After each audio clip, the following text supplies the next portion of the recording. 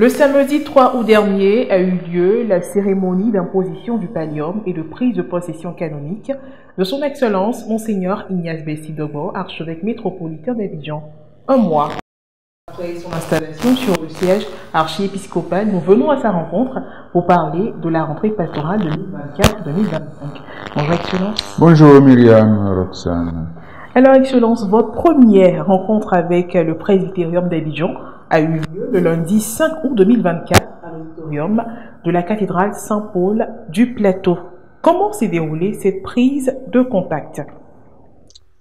Ce fut une très belle rencontre. Vous savez, comme tout le monde le sait, j'ai été donc installé le siège archiépiscopal d'Abidjan le 3 août, qui me rappelle le 2 août, la date de mon ordination sacerdotale dans le diocèse d'Abidjan. Et donc le 5, j'ai donné rendez-vous au prêtre de l'archidiocèse d'Abidjan pour une rencontre en vue de programmer les activités à venir, mais aussi en vue de leur dire merci de leur participation massive à la cérémonie de prise de possession canonique, d'imposition du pallium, et aussi la cérémonie d'obédience, qui montre que le prêtre est prêt à travailler avec son évêque, parce que le prêtre lui obéit, est collaborateur de l'évêque, et la collaboration suppose la communion, et la communion intègre l'obéissance. S'il n'y a pas d'obéissance, il n'y a pas de communion. Chacun va dans sa direction et les chemins s'opposent ou évoluent de manière parallèle. Alors que quand on est obéissant à son évêque, on collabore mieux, on vit la communion et l'Église avance tous vers le même but, la même finalité, qui est d'annoncer l'Évangile au monde entier. Et donc cette rencontre s'est bien déroulée. Et je me suis rendu compte que les prêtres sont ouverts à leur archevêque et sont prêts à marcher avec leur archevêque main dans la main, en communion avec les consacrés et les laïcs, pour que l'Église d'Abidjan avance. Cela nous permet donc de passer à la seconde question. À cette occasion, donc, vous avez donné le thème de l'année pastorale 2024-2025. Vivons l'Église synodale. Pourquoi le choix d'un thème pastoral en lien avec la synodalité? Pensez-vous que tout le monde n'a pas encore adopté l'esprit synodal? Alors, c'est plus que le thème de l'année pastorale que j'ai donné. J'ai plutôt dégagé la vision de l'Église comme je la voyais. L'Église de l'archidiocèse d'Abidjan, qui est en lien parfait avec la vision que le pape François a dégagée pour l'Église universelle. Une Église synodale, communion, participation et mission.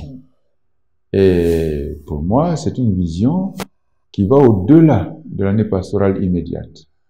C'est une vision qui va nous aider à vivre l'Église sur un certain nombre d'années. Peut-être que ça va nous prendre 10 ans, 15 ans, 25 ans, 30 ans, mais c'est une vision que je voudrais dégager pour le long terme. Et comme ma présence sur le siège ne sera pas longue, il faudrait qu'on se mette en place, en route, pour vivre cette Église synodale sur le temps de la durée de ma présence sur le siège Abidjan, et pourquoi pas au-delà de cette présence. Parce que l'Église ne s'arrête pas à une personne, l'Église c'est le peuple de Dieu, et passe un évêque, l'Église continue, et donc je succède à un évêque, qui lui-même a succédé à un autre, et j'aurai aussi des successeurs qui continueront cette marche. Mais nous entrons dans la vision de l'Église universelle. Pour une Église synodale, communion, participation, mission. Alors, la vision de l'Église d'Abidjan, telle qu'elle a été dégagée, veut nous aider à sortir des discours, assorti des discours. C'est pour cela que le thème précédemment retenu par mon prédécesseur portait sur, pour une église synodale, vivons la co-responsabilité.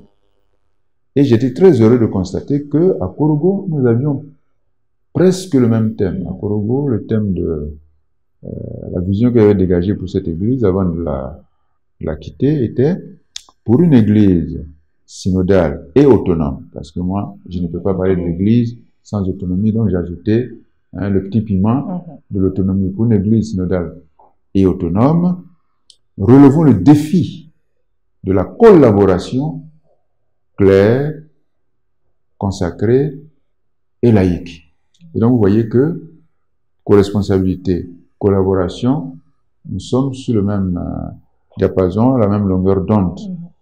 Et donc ici, j'ai voulu continuer dans la même perspective, mais en engageant dans l'action. Vivons. On réfléchit, mais vivons. Concrètement, l'église synodale. Qu'est-ce que c'est? Mais vivons ce que c'est. Concrètement, dans notre vie de chaque jour. C'est pour cela que j'ai orienté la formulation sous cet angle-là, qui lui donne un dynamisme immédiat. Il ne s'agit pas de remettre à demain, il s'agit de vivre tout de suite l'église synodale. Et donc, la rentrée pastorale nous aide actuellement, nous y sommes, à revenir sur cette vision pour voir comment concrètement nous allons la mettre en œuvre tout de suite et jusqu'à ce que nous ayons épuisé tout le sucre qui se trouve dans cette vision d'une église synodale. Communion, participation et mission. Excellence, qu'est-ce qu'on doit comprendre par communion?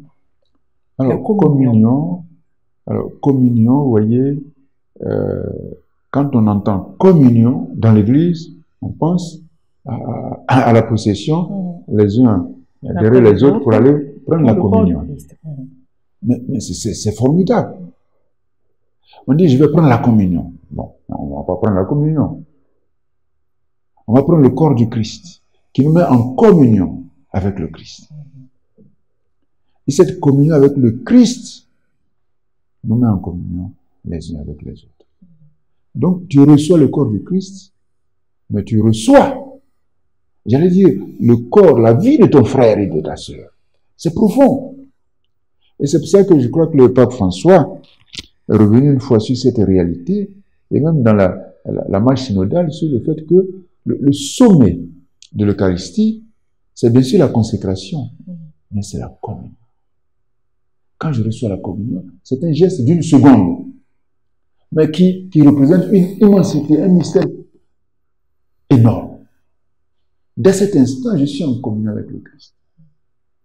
Et en communion avec mes frères et mes sœurs. Ceux qui m'aiment, ceux qui sont contre moi, ceux qui m'énervent, ceux que je ne veux pas voir, je suis en communion avec. Quand nous sommes unis au Christ, quand on le reçoit. Nous sommes unis au Christ. Nous sommes unis au Christ. Vous voyez, le saint curé de Saint-Jean-Marie Vianney, il parlait un peu de cette communion avec le Christ. Voilà. En contemplant le Christ, il vit cette communion avec le Christ qui fait qu'il est avec le Christ comme deux morceaux de cire.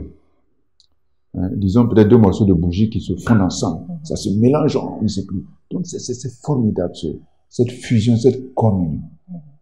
Et donc la communion, c'est ce que ça évoque. Dans un premier temps, on reçoit la communion. Mais c'est fort, c'est fondamental. Il y a des implications concrètes. Et la communion nous fait penser aussi à une mise en scène de nos êtres et aussi de notre vie spirituelle. Vous voyez, on peut se référer à ce que dans les Actes des Apôtres, l'évangéliste Luc, qui a écrit les Actes des Apôtres, nous dit les croyants, ceux qui étaient devenus croyants, avaient un seul cœur et une seule âme.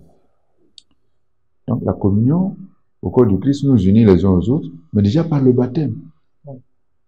Par le baptême, nous devenons croyants en Jésus-Christ et nous sommes un seul cœur et une seule âme. dans notre pensée, dans notre vécu, dans nos projets, dans la mise en commun de de ce que nous avons. Et nous devenons un seul cœur et une seule. Voilà toutes ces images que la communion évoque. Sans compter, après, concrètement, matériellement, la mise en commun des biens. Vous avez un seul cœur, une seule âme. Et puis, chacun s'en va manger, l'autre a faim. Ça ne tient pas. Un seul cœur, une seule âme, un seul plat, une mise en commun de plats. Donc, les apôtres ont compris ça dès le départ. Les implications spirituelles, les implications de la communion spirituelle, les implications de mise en commun de ce qu'on a. De ce qu'on est, mais de ce qu'on a. Donc, voilà ce qu'un peu évoque. Et puis, la communion aussi, dans la pensée théologique. On ne peut pas dire en communion, et puis, bon, moi je crois en ça, toi tu crois en ça, moi je ne crois pas à ton affaire. Non, la communion suppose aussi que nous soyons dans la communion de foi. Nous croyons en la même chose. Nous sommes unis dans la foi. Nous sommes unis dans la foi. Chacun n'invente pas son Christ, son Dieu, sa manière de célébrer l'Eucharistie. Non. Nous avons aussi cette communion de foi. La communion a beaucoup d'implications. Un autre pilier synodal, la participation. Alors, vous voyez, la participation, ça suppose la communion. Pourquoi allons-nous participer à une activité, à la même mission, si nous ne sommes pas une communion? Si nous ne sommes pas une église, une, qui vit sa foi ensemble, et qui croit en un seul Dieu, et dont les membres sont unis les uns aux autres à cause de cette foi, de cette union à ce Dieu-là. C'est ça qui détermine la participation. Nous sommes membres du même corps de Christ. Et donc, nous faisons partie de ce même corps du Christ. Nous sommes en communion. Nous participons à l'Église. Nous participons de l'Église et nous participons aussi à la vie de l'Église. À la vie de l'Église. Vous voyez, dans le processus synodal, parfois, il y a eu des moments où on a dit, bon, communion, participation, mission. Et puis on a dit, bon, communion, mission, participation. Et c'est important. Et moi, depuis que je suis amené à réfléchir avec les prêtres, je dis, mais il faut d'abord savoir la finalité. Quelle est la finalité? C'est peut-être le troisième élément qui est la finalité. Communion, participation, mission. La mission, c'est elle qui est la finalité qui va déterminer comment je réalise cette mission en étant en communion. Et dans cette communion, chacun participe à l'unique mission. Donc, je pense que dans dans l'organisation de ces trois éléments qui sont juxtaposés, il faut pouvoir saisir, le mécanisme intérieur. Le mécanisme intérieur. Donc là, le regard porté sur la mission, Jésus qui envoie son Église en mission, cette Église, pour répondre à cette mission, doit savoir qu'elle n'est pas une Église au sein de laquelle on est juxtaposés les uns aux autres, mais une Église qui est communion. Et cette communion engage chacun à participer à la même mission. À la même mission. C'est bien que dans les paroisses, il ne doit pas y avoir de gens spectateurs. Parce que nous sommes tous membres du même corps du Christ qui seront visibles dans la paroisse, qui seront visibles dans le diocèse. Mais chacun doit apporter sa part dans la construction de ce même corps. Donc, participer. Il ne doit pas y avoir de chrétiens indifférents, de chrétiens inactifs, qui ne sont pas engagés, de chrétiens spectateurs. Ça ne doit pas exister. Chacun doit prendre une part, si petite soit-elle, à la construction de l'Église pour qu'elle réponde à sa mission. C'est important. C'est important. La participation, on ne doit pas dire, ah, moi, je ne sais rien faire. Non, tu sais faire quelque chose. Tu sais respirer, tu sais regarder les autres. Donc, viens apporter ta pierre en regardant les autres, en écoutant les autres, en riant avec les autres et en soulevant un banc, en aidant à faire la catéchèse, en aidant à former les jeunes, à former les enfants. Il y a la place pour chacun. chacun doit prendre sa part au sein des structures de l'Église. La participation fait penser aussi aux structures de l'Église.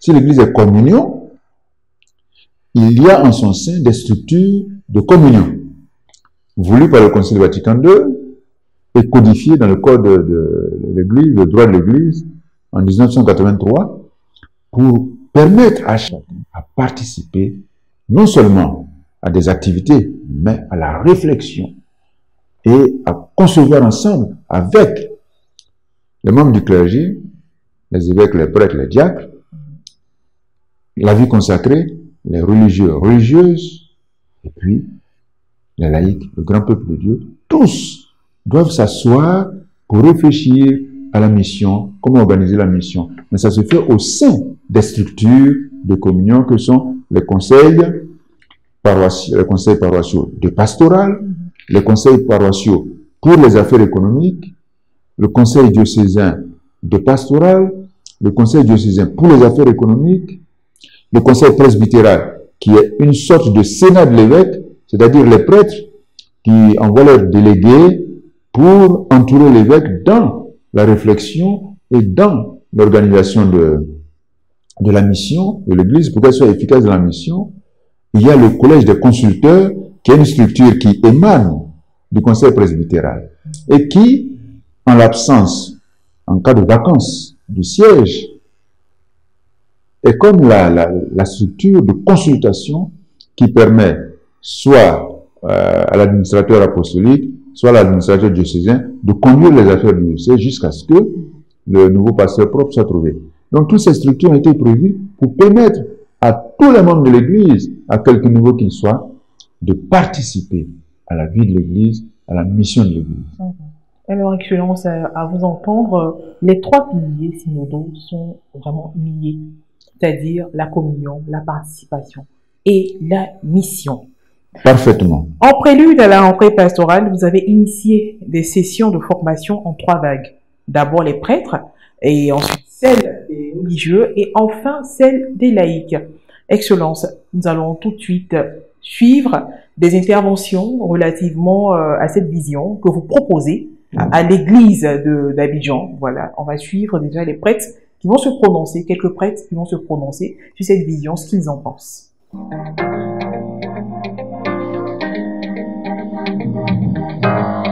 C'est une nouveauté parce que nous commencions les années antérieures par une retraite qui est aussi une bonne méthode pour entamer l'année. Alors cette année, ce sont des sessions où nous échangeons sur des thèmes avec des confrères qui sont choisis dans leur domaine de spécialité. C'est une bonne méthode, et moi particulièrement j'apprends beaucoup. J'apprends sur le même sujet dans mon domaine, j'apprends des autres et chacun aperçoit sous des angles différents comment est-ce que les thèmes sont abordés. C'est une bonne méthode. Quoi qu'il en soit, je peux dire que la retraite a son sens également. Il faut faire la retraite. Certainement que l'évêque dans son plan le fera. Il faut faire la retraite. Et nous aurons la possibilité de faire des propositions si nous sommes consultés dans ce sens pour allier et les sessions et les retraites. Je pense que c'est une bonne initiative. Ça nous permet de pouvoir nous exprimer les uns les autres. Ça nous permet de pouvoir sortir ce que nous avons dans les tripes. Et ça nous permet les uns et les autres de regarder dans la même direction et de faire avancer surtout notre Église. Moi, je pense que c'est une très bonne initiative. C'est une chose à répéter, c'est une chose à reprendre.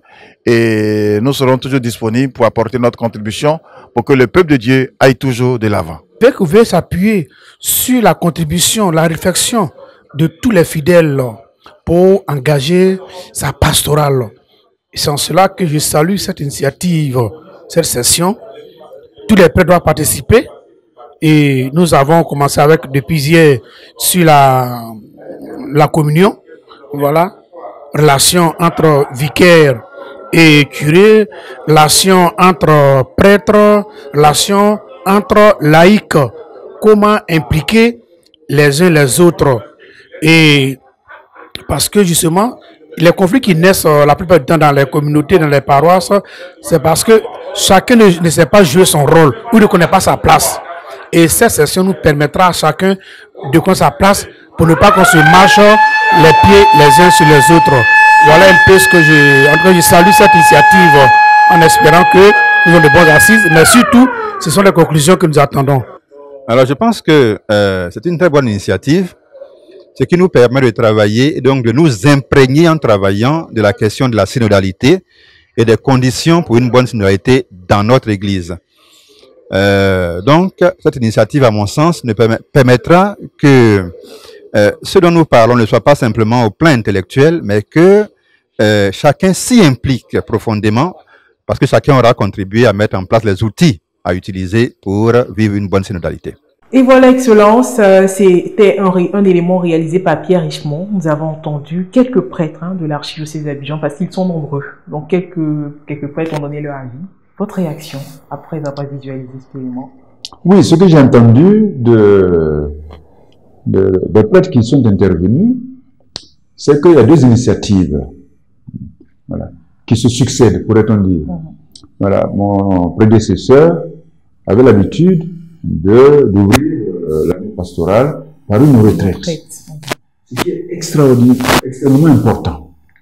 Une retraite, on se retire, on se met à l'écart. Et on écoute Dieu à travers quelqu'un qui nous aide à entrer dans la parole de Dieu, pour écouter Dieu, qui nous parle et nous ouvre à la vie que nous voulons mener.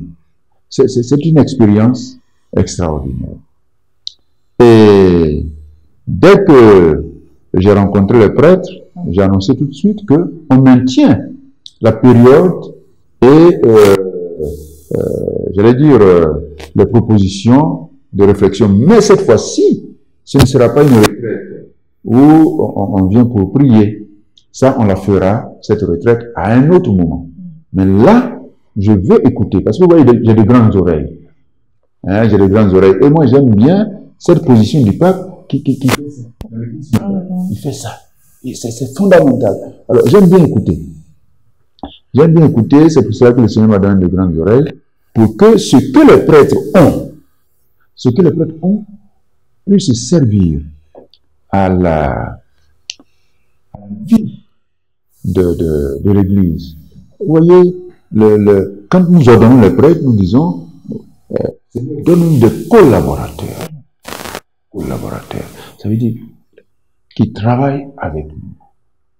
Mais c'est plus que des collaborateurs qui travaillent avec nous. C'est des collaborateurs qui réfléchissent avec nous. Et il y a les gens qui réfléchissent pour nous. Parce que les prêtres sont parfois plus intelligents que les évêques. Vous ne croyez pas à ça? Voilà, on n'est pas évêque parce qu'on est le plus intelligent de la terre. Le pape Jean XXIII disait, si vous avez un prêtre intelligent, n'en faites pas un évêque. Si vous avez un prêtre saint, n'en faites pas un évêque, qu'il aille prêcher les retraites. Si vous avez un prêtre prudent et sage, faites-en un évêque. Mais ça ne veut pas dire qu'il n'est pas intelligent ou qu'il n'est pas saint. Mais c'est pour dire qu'il peut y avoir des prêtres dans le diocèse, et il y en a qui sont plus intelligents que l'évêque. Moi, je ne suis pas docteur. Je ne suis pas docteur. J'ai étudié un peu la Bible pour apprendre à lire un peu la parole de Dieu. Mais il y a des docteurs en théologie biblique et on n'a pas encore de docteur en exégèse. Mais il faut qu'on y pense. Mais il y a des docteurs dans plusieurs domaines. Donc, de ce point de vue, des diplômes, ils sont plus intelligents que l'évêque. Donc, l'évêque doit être suffisamment malin pour utiliser. Bon, le terme utiliser n'est pas bon. Mais rassembler les intelligences dans son diocèse pour qu'ensemble on envisage la pastorale. Et donc, j'aime bien, au début de l'année pastorale, de leur donner la parole. Selon une vision que je dégage, parce que vous voyez, vos yeux sont où? C'est dans vos têtes. Vos yeux ne sont pas dans vos pieds. Les yeux sont dans la tête. C'est significatif. Pour dire que c'est la tête qui donne la vision. Et les pieds suivent. Et les pieds, voilà. Une fois que tu sais que se trouve ici une orange que tu vas le voler, bon, j'aime bien ces exemples-là parce que ça me rappelle mon histoire, mais je suis plus voleur. Hein. Le Seigneur m'a permis de dégager tout ça là avant de penser à rentrer au séminaire. Donc, tu vois une orange, mais il faut que les pieds pour y aller. Mais il faut que les yeux voient. Et puis que le nez saigne pour voir si l'orange n'est pas pourri. Alors la main la saisit et mange. Alors donc, celui qui est le responsable dégage la vision. Et puis tout le monde se met en branle. Autour de la vision, on réfléchit ensemble, on approfondit la vision dans tous les sens. C'est ça, la rentrée pastorale, comme je l'entrevois. Comme je l'ai toujours entrevu depuis que je suis évêque. Depuis Kachula, Kourougou, mes rentrées pastorales ne durent jamais moins de 5 jours. Parce que j'ai dit, il faut prendre le temps de parler sous la parole. Maintenant que le Saint-Père, le Pape François, nous invite à être à l'écoute et à parler dans le cadre du synode, il faut qu'on aille sous la parole pour que on fasse palabre par des paroles, en remuant les idées et en les ordonnant, en les organisant pour que tout le peuple chrétien marche ensemble vers le même but. Donc, on a changé de modalité, mais en réalité, c'est la même chose. Nous cherchons ce que l'Esprit dit à l'Église. Que ce soit dans le cadre d'une retraite priante, dans un lieu fermé, que ce soit dans le cadre d'une réflexion partagée, de paroles partagées, ce qui est en jeu, c'est qu'est-ce que l'Esprit dit à l'Église en ce moment précis par rapport à la télévision. Qu'est-ce que l'Esprit nous dit? Orienter la pastorale et les finances dans l'archidiocèse d'Abidjan a certainement été l'un des objectifs, encore est l'un des objectifs clés qui était au cœur des travaux que les prêtres ont effectués au Centre catholique d'accueil de formation des spiritualités Sainte-Thérèse de Bagerville. Vous les avez écoutés, vous étiez présents également. Monseigneur, un mot sur cela. Oui. Relancer, orienter la pastorale et la vie économique dans l'archidiocèse d'Abidjan. C'est deux choses inséparables. C'est deux choses inséparables. La pastorale et l'économie. D'ailleurs, dans la vie de l'homme, c'est aussi ça. Dans la vie de l'homme, il y a l'aspect spirituel, l'aspect matériel, l'aspect de réflexion intellectuelle et l'aspect économique. L'économie, c'est la loi de la maison. Il y a une maison et une loi. Éco, c'est oikos, la maison. Qui a la maison? Nomos, la loi. Donc l'économie, là où il y a une maison, il y a une loi de la maison. Donc, souvent, on a tendance à dissocier les deux. À parler de la mission en regardant l'aspect spirituel.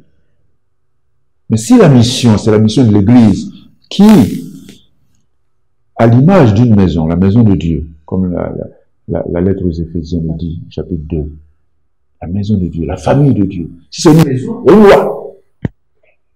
Donc il ne peut pas avoir de pastoral, d'église, de vie de l'église, sans la loi de la maison ecclésiale, c'est-à-dire l'aspect économique.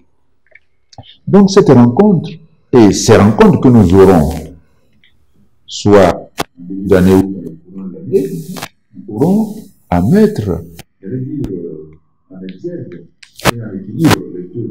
Pastoral. Les deux doivent être ensemble.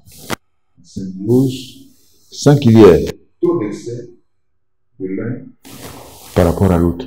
Il y a une symbiose. Si bien que souvent quand je parle avec les frères, je leur dis ne parlez jamais d'argent si vous n'avez pas la charité pastorale.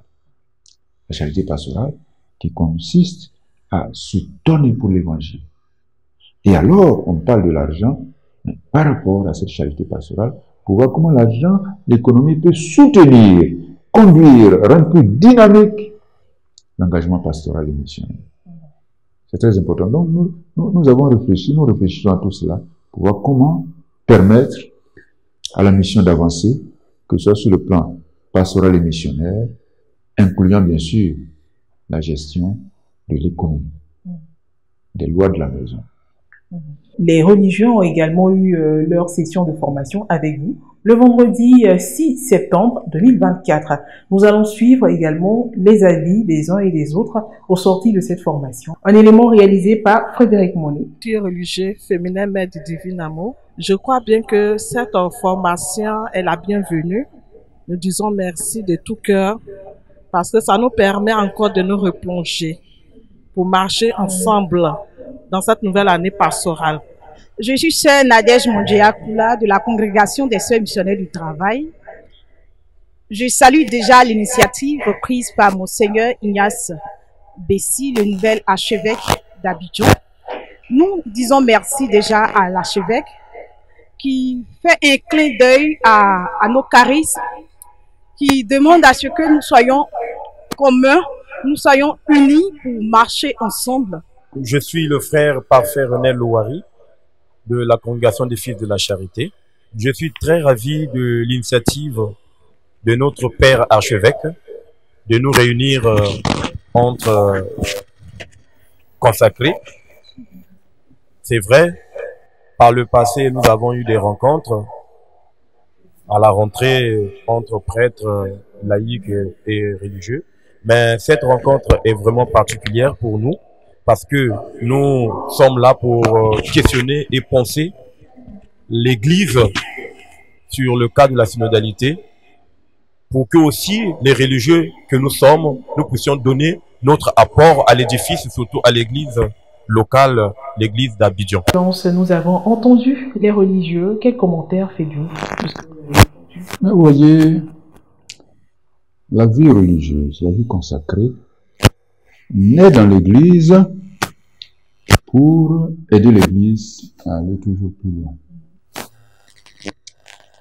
Et donc, on ne peut pas concevoir une Église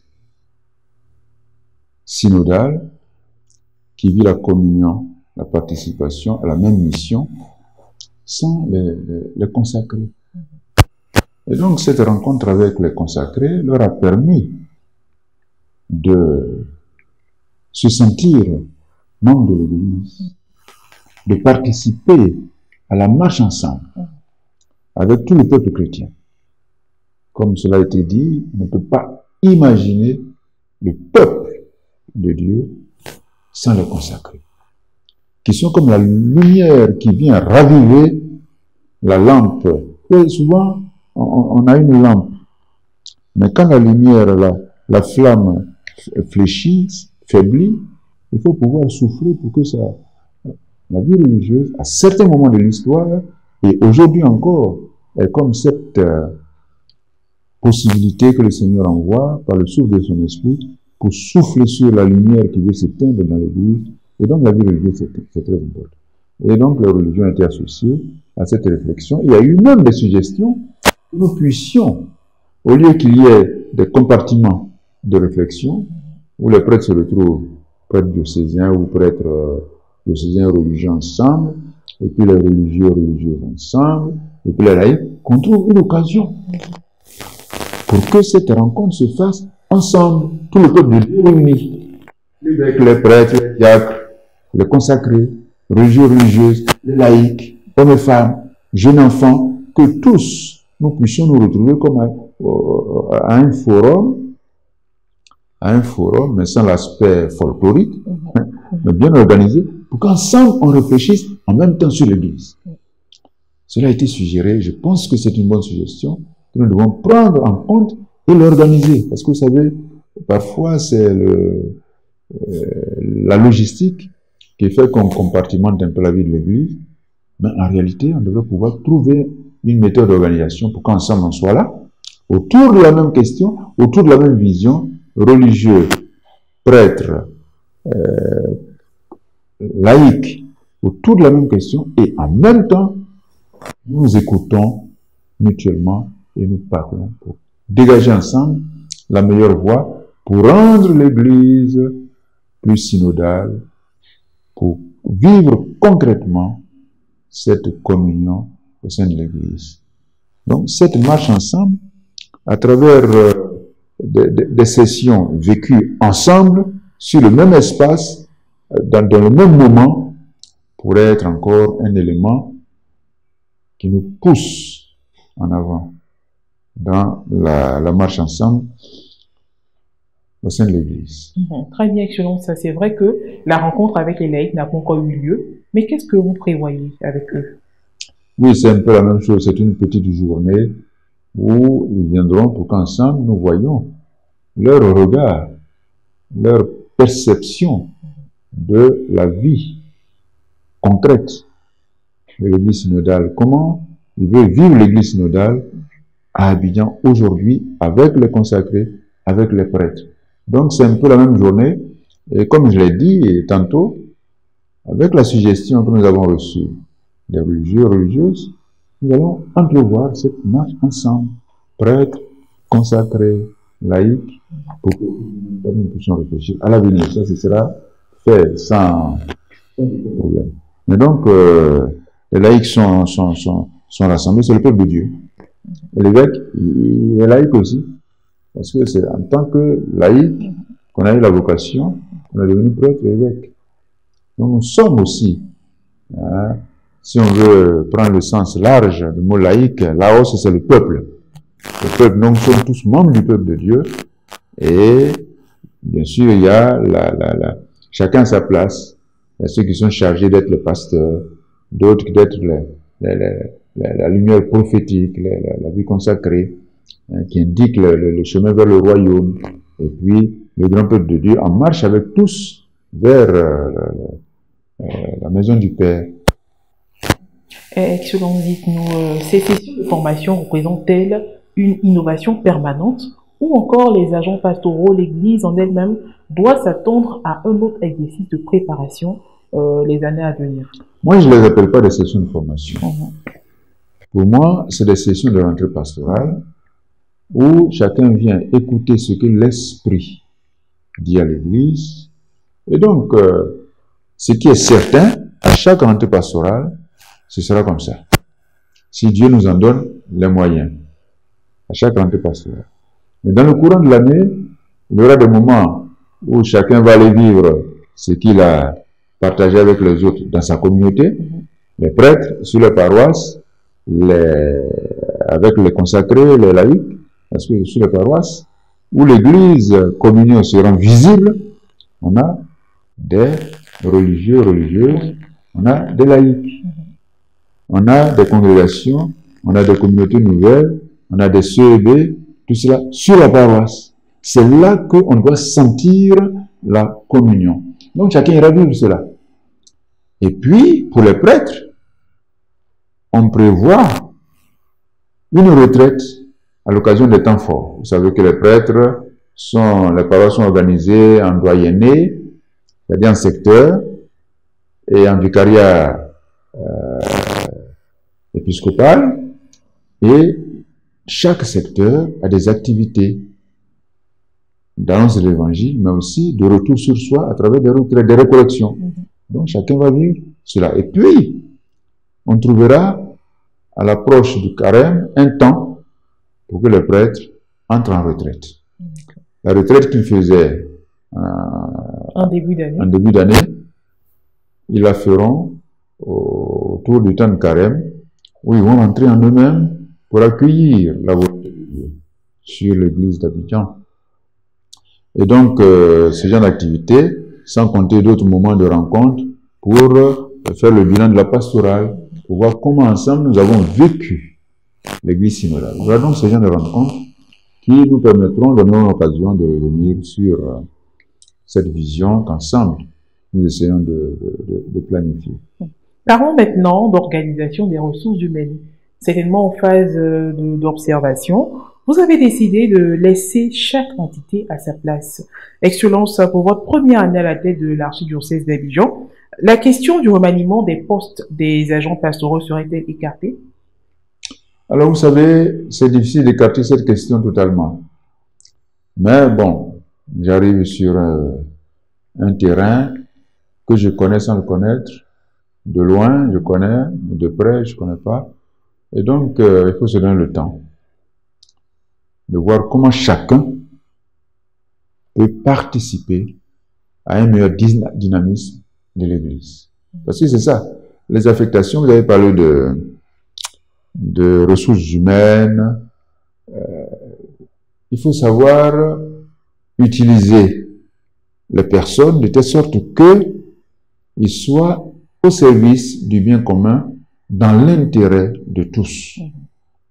Parce qu'on a tous des charismes, des dons divers. Il faut pouvoir repérer les dons des uns des autres et leur donner la possibilité de mettre leur talent au service de tous pour un meilleur devenir de la communauté. C'est ça qui est le plus important. Peu importe le lieu où je dois servir. Est-ce que là où je dois servir, je servis de telle sorte que le bien commun de l'entité à laquelle j'appartiens soit préservé et renforcé et amélioré dans l'intérêt de tous. Si je suis curé de la paroisse, est-ce que je travaille de telle sorte que la paroisse, qui est le lieu de la visibilité de l'Église communion, atteigne ses objectifs d'annonce de l'Évangile, de mission. Si je suis vicaire, est-ce que je le suis de manière totale pour permettre à la paroisse où la visibilité de l'Église communion se vérifie, d'atteindre ses objectifs, d'aller le plus loin possible.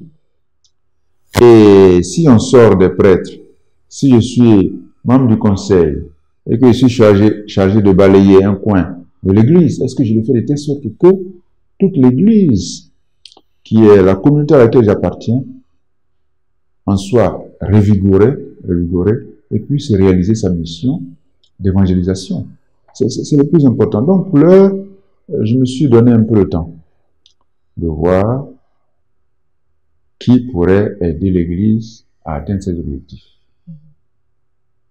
de manière plus efficiente. C'est sûr que tous les prêtres sont appelés à cela. Mais il faut que chacun soit là où il peut être et là où il doit être, selon ses charismes, selon ses capacités. Et voilà. Et donc, on observe, mais c'est difficile d'observer parce qu'on a donné des prêtres. Il faut bien les mettre quelque part.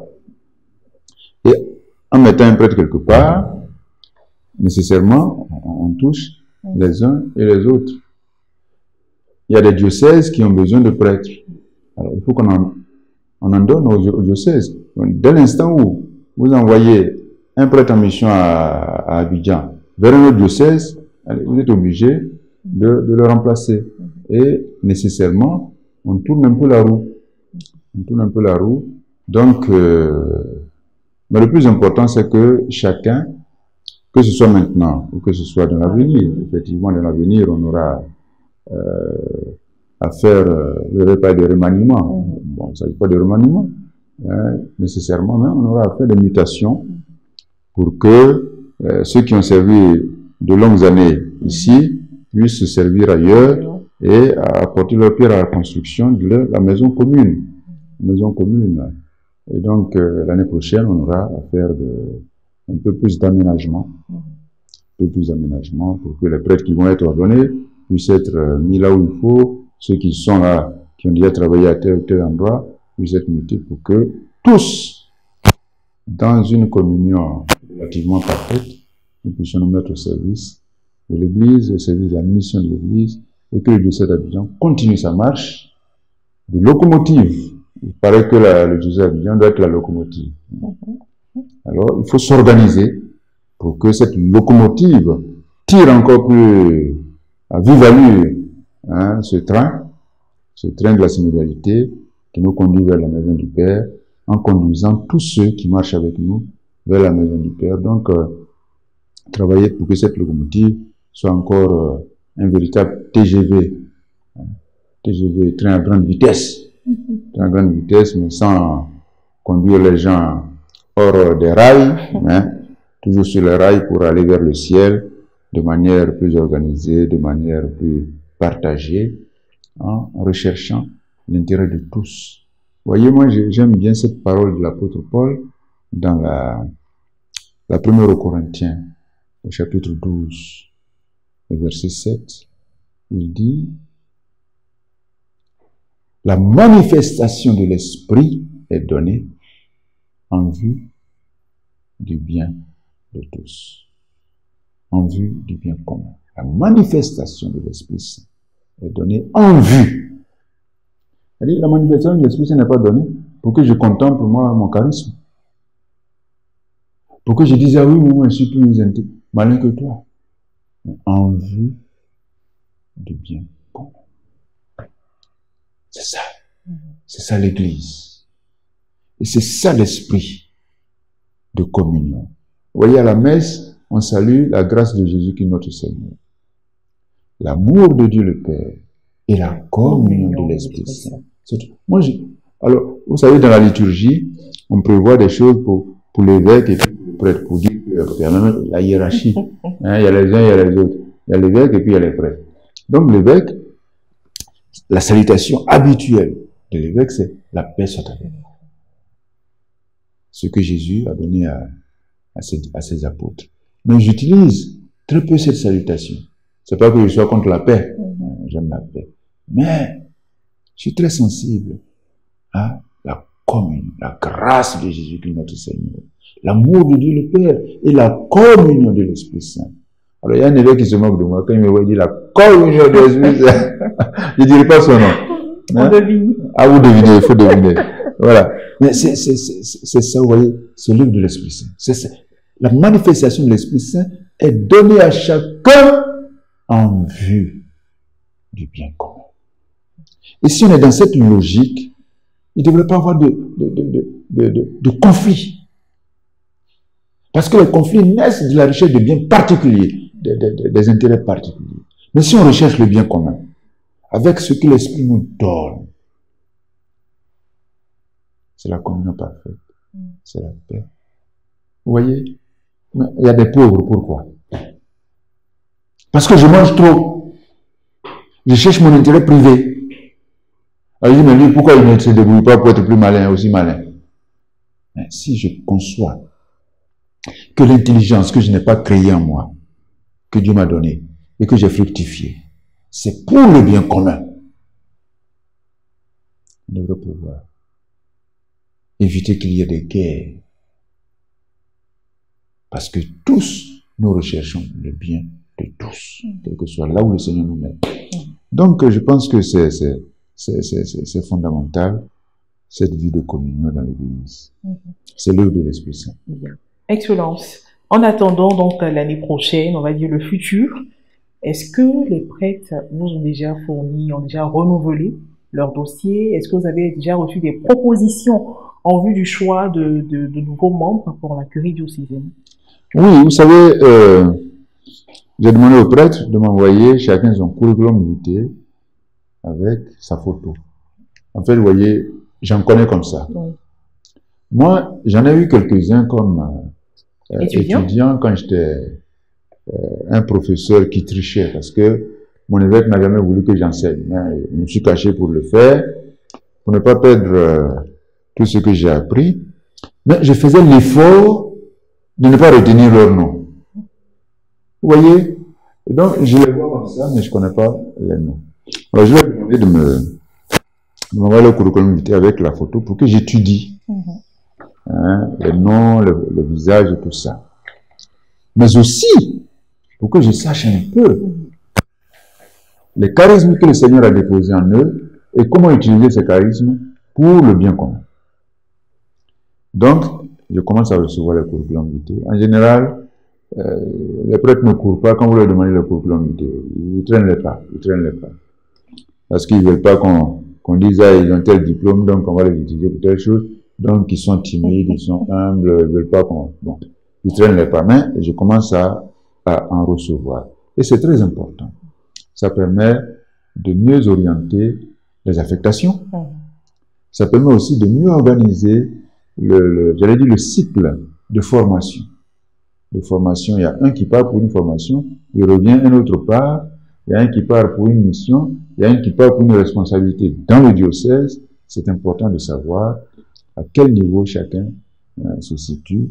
Et c'est très important pour les ressources humaines, pour que nous organisions mieux le personnel que nous avons. Parce qu'on peut envoyer des gens étudier la gestion économique. Voilà. la planification. Et puis quand ils arrivent, bon, ils n'arrivent pas à mettre cela en œuvre, pas tellement pour eux-mêmes, ils n'ont pas étudié pour eux-mêmes, ils ont étudié pour l'Église, mais ils n'arrivent pas à mettre ça en œuvre pour l'Église parce qu'on n'a pas été assez malin, assez organisé pour récupérer ces talents et les orienter vers ce pourquoi on les a envoyés se former. Donc c'est très important qu'on puisse rassembler ces choses. Et puis, vous voyez, le diocèse, le droit de l'Église a prévu les choses. Hein. Quand un évêque donne sa démission au pape, le pape accède sa démission, automatiquement, quand il part, tous ceux qui sont liés à lui cessent, leur responsabilité cesse. Alors, donc les vicaires généraux qui ont travaillé pendant de longues années avec le cardinal Jean-Pierre, qui ont permis à l'église d'Abidjan d'atteindre des sommets, par le fait même de la démission du cardinal, leur responsabilité directe cesse. Et dès lors, c'est le collège des consulteurs qui prend le relais. Et ces vicaires généraux deviennent alors des vicaires délégués. Alors, l'évêque qui arrive, il n'est pas obligé de continuer avec eux, puisque par le fait même que l'évêque s'en va, il va en quelque sorte avec ses vicaires généraux, avec ses vicaires épiscopaux, etc. L'évêque qui arrive est libre, ça lui donne la liberté d'aller dans le sens qui lui convient, soit de continuer avec eux s'il pense qu'il a besoin d'eux pour, soit de prendre d'autres personnes pour qu'eux aussi envoient leur expertise à la vie de l'Église. Et donc, de ce point de vue, bon, étant donné que j'ai opté pour le statu quo, sauf pour les vicaires généraux. Les vicaires généraux, parce qu'ils ont travaillé de longues années. Et quand c'est comme ça, parfois, on a envie de souffler un peu. Et le départ de celui avec qui on a travaillé peut être l'occasion aussi, bon, de se reposer, de se libérer un peu. Donc, j'ai demandé qu'on me donne des noms pour que les prêtres participent à la prise de décision dans ce cas pareil. S'ils me disent, bon, écoutez, nous, on veut que les vicaires généraux soient maintenus parce qu'on pense que vraiment, le travail qu'ils ont abattu, nous voulons qu'ils continuent. Je peux obtempérer, je peux obéir, ne pas obéir. Vous savez, les évêques, hein, ils sont très obéissants. Ils sont très obéissants. Mais parfois, ils n'obéissent pas.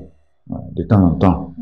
Alors, donc, je suis libre de dire, bon, écoutez, vous voulez qu'on les maintienne, mais bon, je pense que vous-même, il faut que vous veniez un peu expérimenter ce travail avec l'évêque.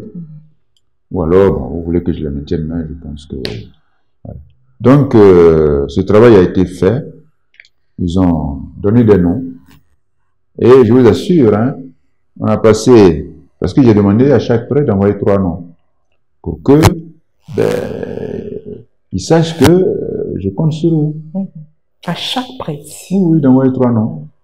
Bon, tous n'ont pas envoyé, mais il y en a beaucoup qui ont envoyé. Et on a commencé la réunion le 5 de 10 heures. Imaginez à quelle heure on a fini. On a fini à 20h30. À dépouiller, et puis à compter. Alors on a vu, des noms se sont dégagés.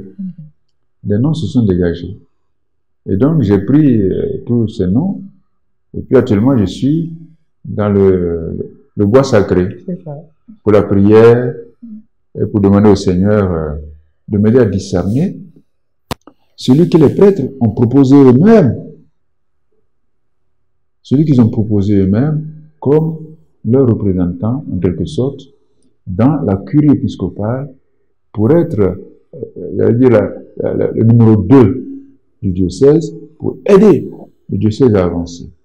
Que je discerne. Parce que ce n'est pas du syndicalisme. Vous savez, quand j'étais vicaire général de Pougon, un évêque, le cardinal Agré, me disait, au centre Chapouli, à l'occasion d'une réunion, il disait, le vicaire général, il est comme, il est entre le marteau et l'enclume. Il est entre le marteau et l'enclume. Donc, il est entre l'évêque et les prêtres. Donc, il prend des coups du côté des prêtres pour que l'évêque n'en prenne pas. Et il prend les coups de l'évêque pour que les prêtres n'en prennent pas. Donc, il est entre les deux. Alors, il faut quelqu'un qui aime l'évêque et qui aime les prêtres. Il faut quelqu'un qui aime l'évêque et qui aime les prêtres. Le vicaire général, ce n'est pas celui qui vient pour combattre l'évêque ou pour combattre les prêtres. Mais celui qui est là pour qu'il soit combattu par l'évêque et combattu par les prêtres. Alors, vous voyez, donc il faut quelqu'un qui aime l'évêque et qui aime les prêtres pour accepter les coups de part et d'autre. Mais ce n'est pas de coups qu'il s'agit, il s'agit plutôt de communion. Donc quelqu'un qui est l'évêque et les prêtres pour la communion. Pour que l'Église se porte bien. Parce que les évêques, parfois, ils ont leur pouvoir. Et parfois le pouvoir, c'est comme un marteau. Quand ça tombe, qu'il n'y a pas quelque chose pour freiner, mais ça peut briser. Voilà. Donc le vicaire général freine. Et puis les prêtres, ils sont nombreux. Hein. Donc c'est plusieurs coups de marteau. Il faut que le vicaire général soit assez costaud pour adoucir les choses. Et alors la communion se vit. Et le travail se fait. C'est très important. Donc je suis actuellement en train de prier. Pour dire au Seigneur, c'est que les prêtres ont demandé là. Est-ce que c'est ta volonté? C'est ça. Mais j'ai pu dire que c'est sa volonté. Parce que vous avez souvent, avant de demander l'avis des autres, toi-même tu as déjà ta petite pensée. Alors, quand la vie de tous vient comme se rejoint, voilà, on se dit, on a des chances que ce soit la volonté de Dieu. Je l'ai expérimenté une fois dans un diocèse. Je voulais chercher un vicaire général. Et puis, il y a eu un balayage de vue. Et j'ai dit, tiens, c'est celui-là. Et puis, j'ai demandé à quelqu'un. Il dit, écoute, tu me donnes un nom, pas deux, hein, un seul nom, de celui que tu vois comme vicaire général. Quand la personne a sorti le nom, c'était ça. J'ai dit, voilà, c'est la volonté de Dieu. Je n'ai plus cherché loin. Et je parie que c'est presque la même chose à Abidjan. Ça fait ma petite idée. Et puis, j'ai donné la parole au prêtre. Et voilà que, parmi les trois noms, c'est ma petite idée là qui se trouve en tête. Je dis, tiens, ça c'est la volonté de Dieu. Vox populi, vox dei. Là, ce que la voix du peuple a dit, c'est la voix de Dieu. On y est. On y est, mais actuellement, la fumée blanche ne sort pas encore. La fumée blanche ne sort pas encore. On y va doucement, doucement. Et puis, avant quand même le 19, parce que le 19, j'aurai une rencontre avec tous les prêtres. Pour une sorte de remontée de tout ce qu'ils m'ont dit. Ils m'ont parlé. Alors je leur dis, j'ai compris. Et puis moi aussi, je vais leur parler. Ils m'ont parlé ben. Hein? Quand on s'est retrouvés là, par vague là, ils m'ont parlé. Hein? J'écoutais. J'ai dit, bon, votre tour va arriver. Donc maintenant, le 19 là, je leur ai dit, bon, voilà ce que vous m'avez dit. J'ai compris. Maintenant, dans ce que vous m'avez dit là, voilà ce que je prends pour vous aussi. Pour mettre piment dans vos oreilles. Bien brûler là-bas. Et puis ça va soigner. Et puis on va avancer ensemble pour que l'église d'Abidjan continue à être la locomotive, à être belle. Donc on est en train d'organiser. Voilà. Et donc les vicaires généraux, les prêtres m'ont dit qui je dois prendre. Maintenant pour les vicaires épiscopaux, constitués avec l'évêque, le conseil épiscopal, il y a les vicaires généraux, il y a les vicaires épiscopaux.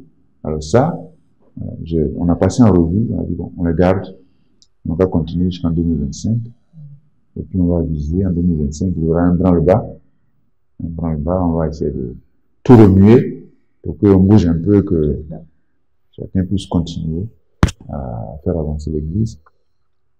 Et puis alors on aura de nouveaux vicaires épiscopaux, ou alors les mêmes continueront. Voilà. Excellence, quelle est la date retenue pour la rentrée pastorale 2024-2025 de l'archidiocèse d'Abidjan? Alors, la rentrée pastorale a commencé depuis le 1er septembre. Maintenant, le lancement officiel à travers une messe, ça, c'est le 21.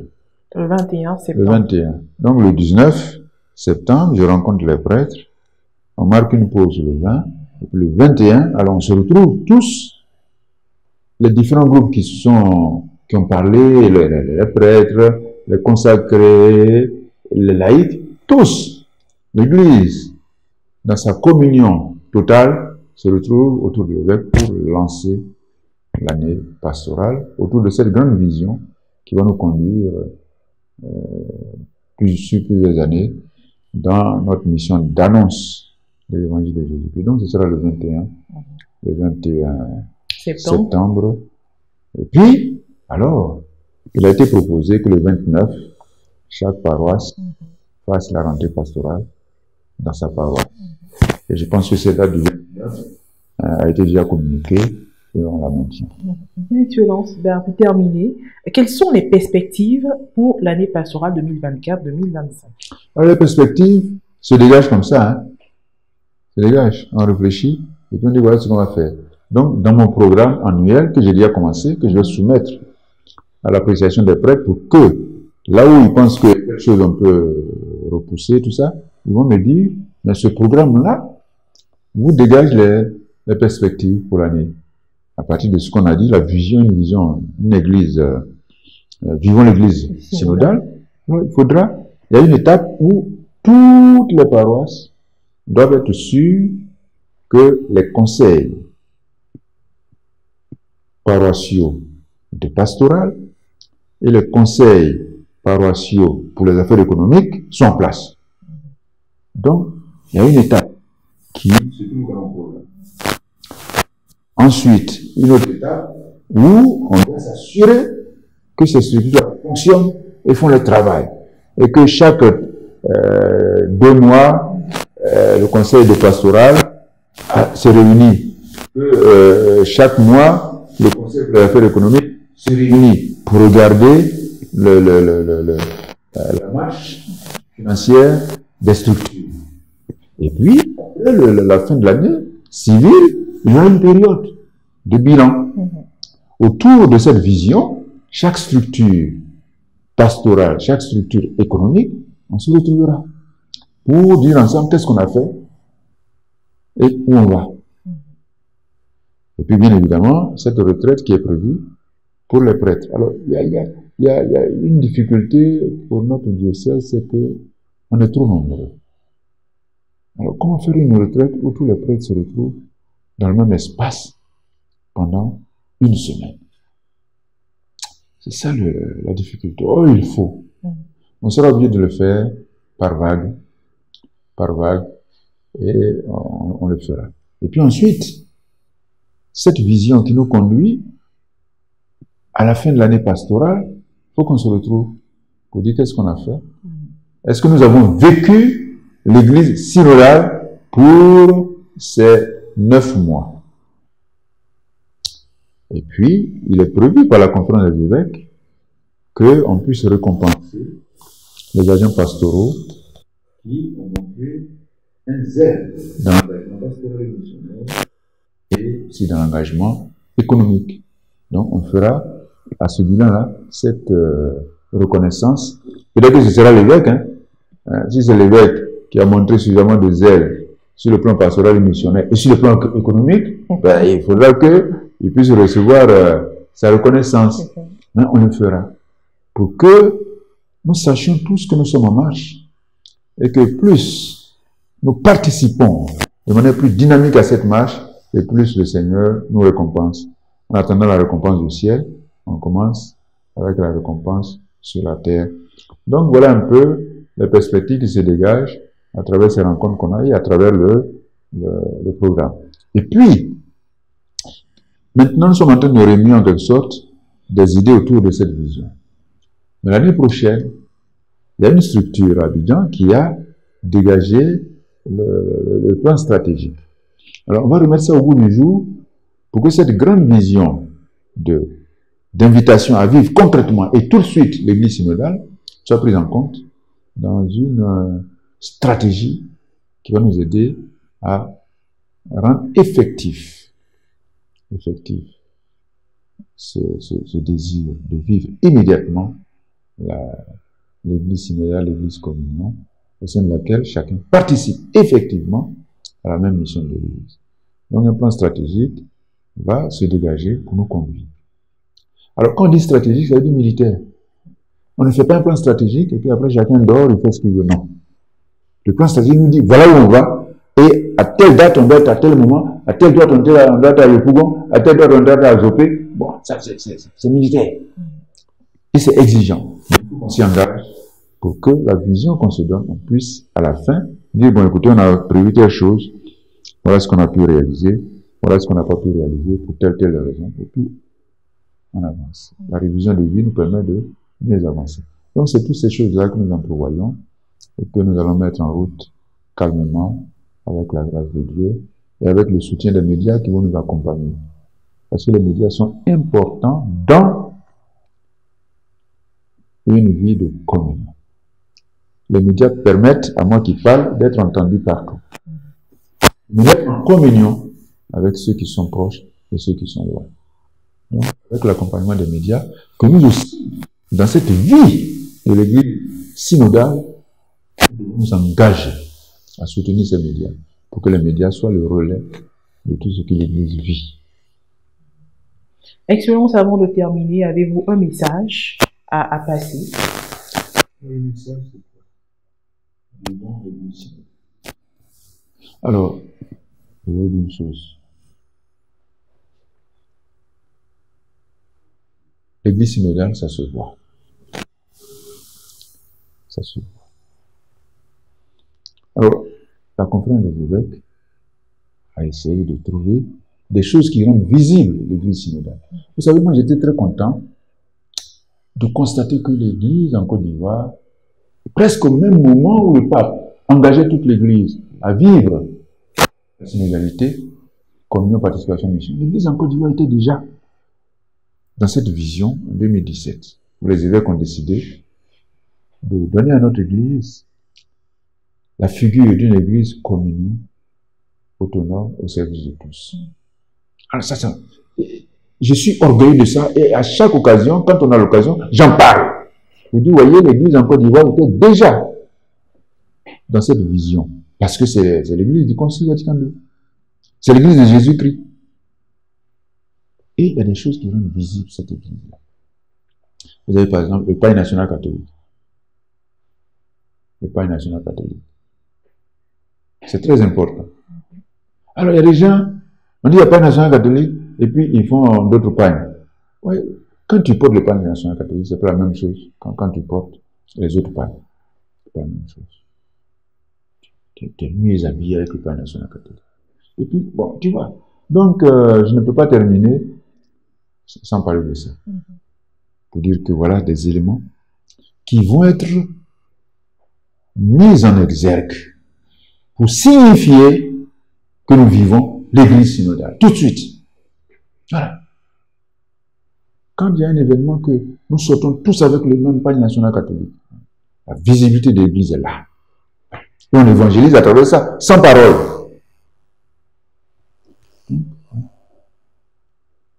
C'est avec ça que je voudrais terminer, sans oublier le Fonds national catholique, qui sont des éléments qui rendent visible la communion. Vivons l'Église synodale, c'est ça.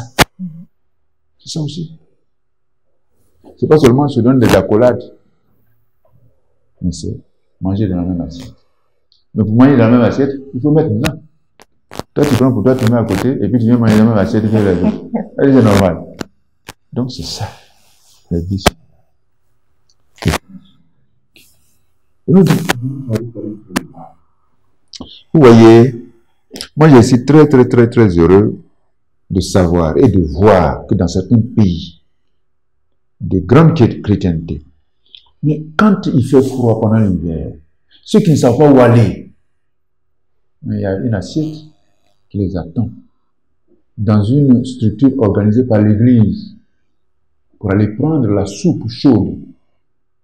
Mais comment cela peut se faire s'il n'y a pas une mise en cause? Pour que le pauvre qui ne sait où aller puisse avoir sa part de soupe chaude. Vous voyez? C'est ça. C'est ça. L'Église doit s'organiser pour être ce qu'elle est. une église commune, autonome, au service de tous. Ils avaient un seul cœur et une seule âme. Personne ne se disait propriétaire de ce qui lui appartenait. Dans les Actes des Apôtres, chapitre 4. Personne ne se disait propriétaire de ce qui lui appartenait. Vous voyez un peu la tension qu'il y a entre ces deux, propriétaire et ce qui lui appartenait. Ce qui t'appartenait, c'est quoi? Mais ceux qui avaient un seul cœur et une seule âme, personne ne se disait propriétaire de ce qui lui appartenait. Au contraire, ils avaient tout ensemble. Et ça, nous devons pas l'oublier. C'est vrai que c'est difficile, mais c'est ça l'Église. Et les religieux qui font partie de l'Église essaient de vivre ça. Pour nous dire, c'est ça l'Église. Nous devons y aller. Nous devons y aller, chacun selon son état de vie. Moi, je suis prêtre, évêque. J'ai tout quitté pour le Christ. Mais je mets tout ensemble avec les autres qui ont tout quitté pour l'Église pour qu'ensemble, nous puissions être rémunérés équitablement. Souvent, les prêtres disent on n'a pas de salaire. Mais c'est mauvais de dire on n'a pas de salaire. C'est pas évangélique. Jésus a dit, l'ouvrier a droit à son salaire. Allez la main vide. Allez prêcher l'évangile, vous avez reçu gratuitement, donnez gratuitement. Mais en même temps, il dit dans l'évangile de Luc, là où vous entrez dans une maison, restez là. Mangez tout ce qu'on vous donnera. Pour rester, il faut tout manger. Et puis il termine en disant, car l'ouvrier a droit à son salaire. Jésus parle de salaire, de rémunération. Et l'apôtre Paul reviendra sur ça, la rémunération. Et le Concile Vatican II parlera de rémunération. Et le code de l'Église, le code de droit canonique parlera de rémunération. Donc le prêtre a une rémunération. Mais il faut que le prêtre qui exerce son ministère puisse mettre ensemble avec les autres ce que le ministère donne comme offrande pour leur rémunération. C'est ça, l'Église synodale. Vivons l'Église synodale et on va le vivre tout de suite. Il ne faut pas attendre demain. C'est la même manière. Le laïc qui travaille dans... Mais il doit pouvoir trouver un mécanisme pour que ce qu'il gagne comme chrétien, ça puisse servir à lui et à sa famille, mais aussi le surplus pour ceux qui sont pauvres, ceux qui sont malheureux. Et l'Église doit organiser ça. C'est pas facultatif.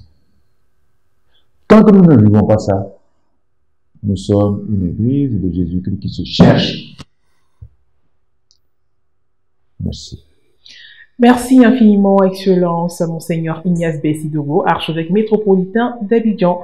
C'est sur ces mots que nous allons conclure cet entretien. Merci à vous tous de votre aimable attention et surtout, restez sur Ecclesia TV car nos programmes se poursuivent.